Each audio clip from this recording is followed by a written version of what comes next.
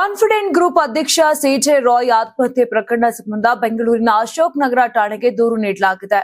IT ದಾಳಿ ನಡೆಯುತ್ತಿದ್ದ ಸಂದರ್ಭದಲ್ಲಿ ಆತ್ಮಹತ್ಯೆಗೆ ಶರಣಾಗಿರುವುದು ಹಲವು ಅನುಮಾನಗಳಿಗೆ ಕಾರಣವಾಗಿದೆ.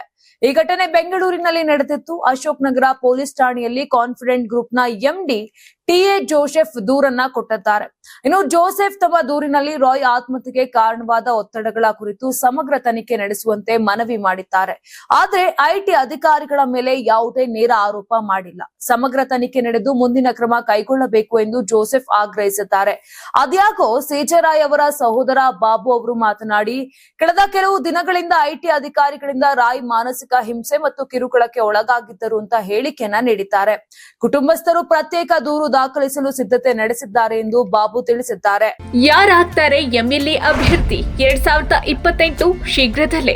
ಪ್ರತಿದಿನ ಒಂದೊಂದು ಕ್ಷೇತ್ರದ ಟಿಕೆಟ್ ಆಕಾಂಕ್ಷಿಗಳ ಸಂಪೂರ್ಣ ಮಾಹಿತಿ ಪೊಲಿಟಿಕಲ್ ಜರ್ನಲಿಸ್ಟ್ ಕೆಎಂ ಶಿವಕುಮಾರ್ ಅವರಿಂದ. ಕರ್ನಾಟಕದ ನಂಬರ್ 1 ಡಿಜಿಟಲ್ ಮೀಡಿಯಾ ನಿಮ್ಮ ನೆಚ್ಚಿನ ಕರ್ನಾಟಕ ಟಿವಿಯಲ್ಲಿ ಮಾತ್ರ. ನೀವು ಸಣ್ಣ ಆಗ್ಬೇಕಲ್ವಾ? ಅದು ಒಂದು ಉತ್ತಮ ಆಹಾರದಿಂದ ಸಣ್ಣ ಆಗ್ಬೇಕಲ್ವಾ? ಪ್ರತಿದಿನ ನಮ್ಮ ಜೀನಿ ಸ್ಲಿಮ್ ನ ಯೂಸ್ ಮಾಡಿ ಯಾವುದೇ ಸೈಡ್ ಎಫೆಕ್ಟ್ ಇಲ್ದಂಗೆ ನೀವು ಸಣ್ಣ ಆಗ್ತೀರಾ.